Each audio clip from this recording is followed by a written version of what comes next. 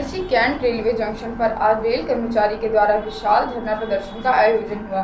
यह धरना प्रदर्शन वाराणसी के प्लेटफॉर्म नंबर 1 पर रेल प्रबंधक कार्यालय के पास किया गया।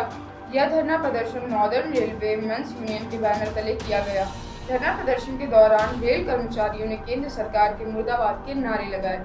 रेल कर्मचारियों ने कहा कि लगातार कई वर्षों से हम लोगों के द्वारा अब पुरानी पेंशन बहाली किए जाने पर रेलवे के निजीकरण को रोके जाने की मांग की जा रही है, मगर सरकार अब तक हम लोग की मांगों को अनदेखी करके मनमाना रवैया अपना रही है, जिसके विरोध में हम सभी लोगों ने आज पूरे देश में अलग अलग जगह पर धरना प्रदर्शन कर सरकार के सामने विरोध किया है।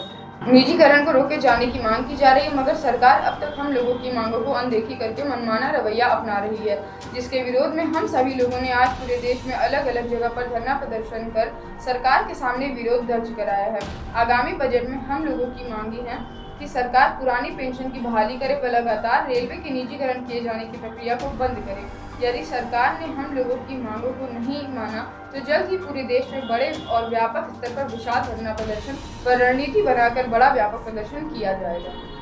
मेरा नाम सुनील सिंह है, मैं शाखा मंत्री हूँ northern railway men's union Varanasi. देखिए, नवंबर 2022 में all India railway men's federation ने ये रेजोल्यूशन लिया था कि हम जो सरकार पुरानी पेंशन बंद की है, ओपीएस को लागू कर एनपीएस को लागू करने का काम किया था, उसको जो है हमने उसको हटवा के हम लोग पुरानी पेंशन दोबारा से बहाल कराएंगे, ये संकल्प लिया था। उसी क्रम में 2023 में प्रति माह हम लोगों का कार्यक्रम होता रहा, जिसमें राज्य सरकार के कर्मचारी भी हमारे आंदोलन में हमारे साथ थे।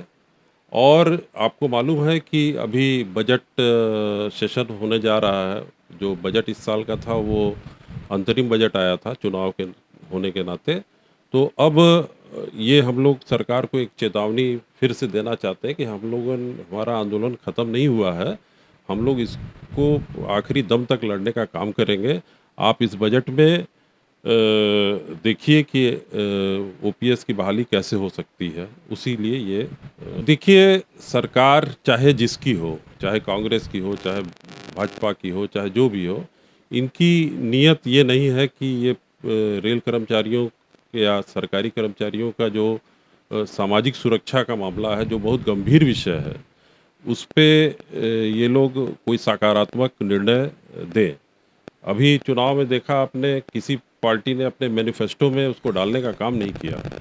तो ये लड़ाई मजदूरों की है और इसको हम लोग पूरे भारत वर्ष में एकजुट होकर लड़ने का काम कर रहे हैं। बहुत समय बहुत अब कठिन आ गया है और बहुत ही कठोर निर्णय लेना पड़ेगा हम लोगों को भी। और सर, जो कर्मचारी हैं वो भी बहुत आक्रोशित है, जिसके भविष्य का कोई जो 30 साल नौकरी करके जा रहा है उसको 3,000 5,000 पेंशन मिल रहा है। जरा आप सोचिए वो कैसे अपने उसका बुढ़ापा कटेगा। तो अगला कदम क्या होगा? इसके बाद देखिए, हम लोग आंदोलन के बाद जो होता है वो हड़ताल होता है, और हड़ताल जो होगी वो निश्चित रूप से सरकार के कारण होगी।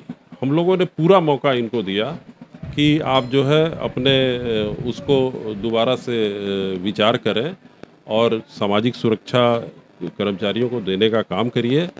एक चीज़ और बता दें, और भी दो बहुत अहम मुद्दे हैं जो बजट से पहले हम लोग सरकार को दे चुके हैं लिख के। एक तो 8वें वेतन आयोग के गठन का मामला है और दूसरा कैडर रिस्ट्रक्चरिंग का मामला है, जो कि बहुत ही सीरियस इशू है। और अगर सरकार मजदूर विरोधी गतिविधियों में इन्वॉल्व करेगी, रेल को बेचने का काम करेगी और सारी चीज़ों को जो है ये निजी हाथों में देने का काम करेगी, तो हम लोग का जो आंदोलन है उसका स्वरूप बहुत व्यापक है और आंदोलित होने का जो कारण है वो भी बहुत ही जेन्युइन है।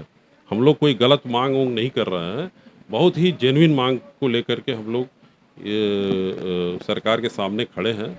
और जो भी संवेदनशील होगा वो निश्चित इस बात को मानेगा कि नहीं, इन लोग की मांग जायज़ है और इनके साथ न्याय होना चाहिए।